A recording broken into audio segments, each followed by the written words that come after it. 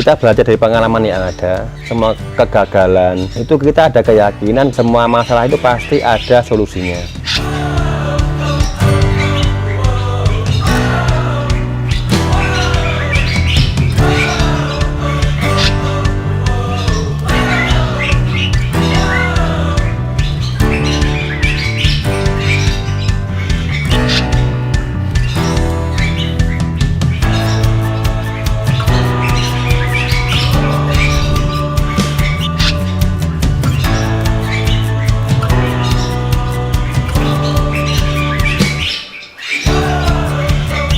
Assalamualaikum warahmatullahi wabarakatuh.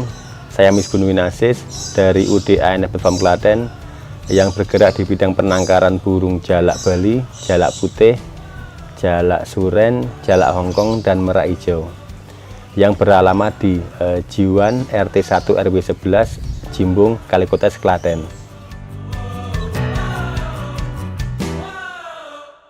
Awal ternak penangkaran burungnya saya kelola ini dimulai dari tahun 2009. Saat itu kita mencoba menangkarkan burung jenis jalak suren 18 pasang waktu itu, karena emang kita dari awal emang seneng, kita hobi dengan burung, kita menyayangi burung, kita kembangkan sampai sekarang menjadi kurang lebih sekitar 300 pasang indukan. Setelah itu tahun 2012 kita memberanikan mencoba untuk menangkarkan jalak Bali yang menurut orang itu sulit dan birokrasinya ribet. Waktu itu kita mencoba sekitar 3-4 pasang waktu itu. Ternyata kok jalak Bali kok berbeda dengan apa yang orang katakan. Birokrasi juga tak anggap mudah, penangkaran pun juga mudah, nggak sesulit yang orang bilang waktu itu. Setelah kita mencoba 3 pasang, ternyata kok mudah ya. Saat itu juga tahun 2012 kita banting setir untuk murai batu dan cocok rawak kita hapus, kita jual semua, kita tukarkan jalak Bali dan kita kembangkan sampai sekarang. Saat ini udah sekitar ya 100 pasang lebih untuk burung jalak Bali kita.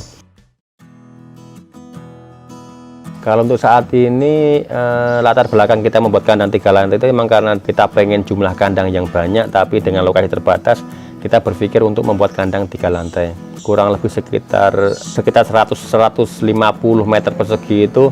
Jadi kalau 3 lantai itu totalnya sekitar 171 kamar atau 171 kandang. Itu kandang khusus untuk jalak Bali aja. Kalau untuk yang kandang lama itu kita campur antara jalak Hongkong, jalak putih, dan jalak suren, kurang lebih sekitar 100 kandang.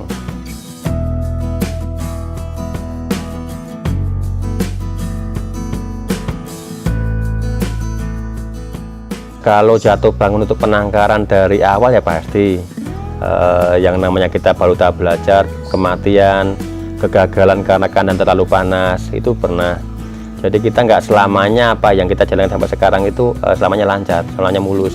Pasti ada kendala-kendala, di antaranya ya kegagalan karena kandang yang salah, karena konstruksi kandang itu salah, kandang kepanasan. Bahkan waktu itu sampai kandang itu mencapai suhu kurang lebih sekitar 38 sampai 40. Kalau kandang seperti itu kan pasti kandang burung nelur pun pasti telurnya matang. Seperti itu.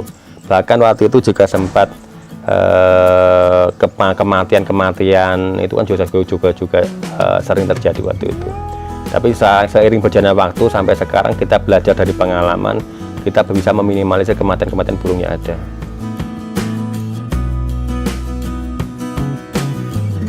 Kalau untuk perawatan burung jenis jalak-jalakan itu lebih mudah. Jadi pagi kita ganti minum, karena yang namanya minuman itu kalau nggak dibersihkan, yang namanya minum kan pasti kecampur kotoran. Kalau nggak kita berikan tiap hari, kotoran diminum burung pasti hasilnya kurang bagus. Jadi di tempat kita tiap hari itu harus wajib itu. Kita tambah fur, kita tambah jangkrik, udah itu perawatan rutin. Paling nanti ditambah sama ngecek telur. Itu setiap 2 hari sekali sama panen telur. Cuman itu aja. Jadi dari sekian kandang, dari sekitar 300 kandang di ANF itu di cover 2 orang, paling dari jam 7 sampai jam 10 udah selesai. Kalau untuk penangkaran tuh yang utama kebersihan kandang, yang utama kebersihan. Kalau untuk yang lain dari asupan pakan semua orang tahu, tapi terkadang banyak orang yang ceroboh itu dari sisi kebersihan. Banyak orang gagal karena itu, karena satu faktor itu kebersihan. Terkadang kurang kurang telaten dalam membersihkan kandang.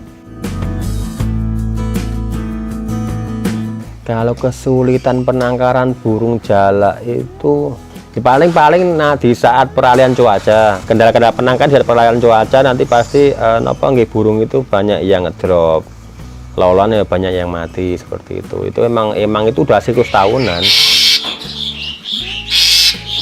Dikarenakan satwa yang kita kembang biakkan itu beberapa dilindungi undang-undang, saat ini kita udah ada payung hukum, udah ada izin penangkaran dari satwa-satwa yang dilindungi itu. Jadi nanti untuk penjualan burung yang kita jual pun dilengkapi dengan dokumen-dokumen yang lengkap, termasuk sertifikat dan SADN. Itu khusus untuk jalak putih, jalak bali, dan merah hijau. Biasanya untuk siklus jalak bali sendiri kan dari sekarang nelur, nanti 14 hari kemudian dia akan netas.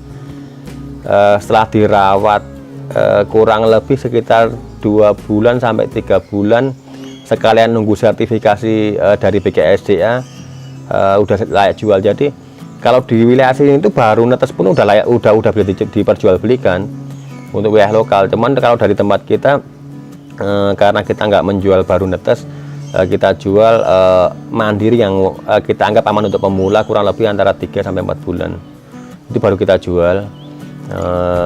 Sekalian nunggu sertifikat yang dikeluarkan oleh BKSDA, karena satwa yang kita jual satwa dilindungi.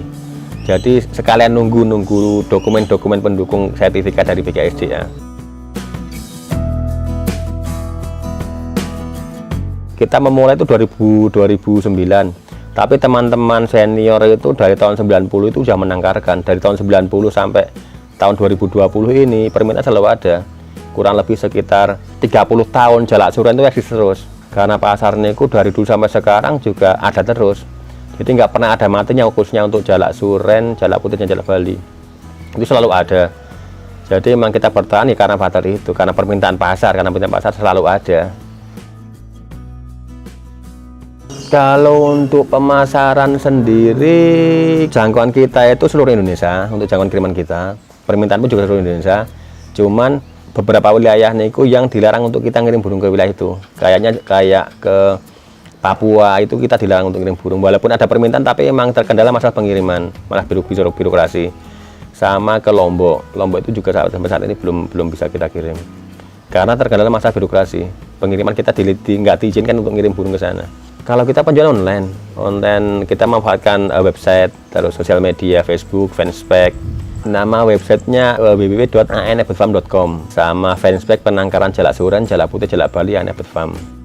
Kalau untuk harga, kita menyesuaikan pasar yang ada. Jadi harga yang kita tawarkan itu lalu fluktuatif, naik turun, menyesuaikan dengan perkembangan pasar. Kalau untuk saat per hari ini sendiri itu untuk jalak bali sendiri, anakan udah di 3,3 sekarang. Terus untuk dewasa 5.500.000 sepasang, udah lengkap dokumen-dokumen. Untuk jalak putih sendiri sekarang anakan 1,2 sepasang, dewasa 1,8 untuk sepasangnya, lengkap dokumen-dokumen. Kalau jalak suren sepasang 700 sepasang, kalau dewasa 1,3 sepasangnya. Kalau untuk merah hijau sendiri kita hanya menjual anakan, kita nggak menjual dewasa. Anakan kita menjual sekitar 20 juta sepasangnya. Kalau untuk harapan kita sendiri, mungkin untuk harapan jangka panjang sendiri, kita pengen jalak bali itu mau kita ekspor. Kita udah dapat ID status dari Swiss, dari Janewa Swiss. Cuman waktu itu kita udah dapat ID status, kita vakum. Baru mulai bulan ini tak urus lagi untuk pengajuan izin edar luar negerinya, khusus untuk jalak bali. Kita belajar dari pengalaman yang ada, semua kegagalan itu kita ada keyakinan semua masalah itu pasti ada solusinya. Bekerja pun juga butuh untuk belajar. Di saat kita itu gagal dalam suatu hal, contohnya kalau gagal rata-rata burung mati.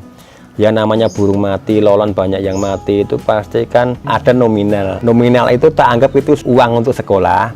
Kita berharap nanti juga akan lulus. Jadi kita selalu berusaha mencari kesalahan-kesalahan yang ada. Kalau udah ketemu salahnya, berarti kan kita evaluasi untuk berikutnya, seperti itu.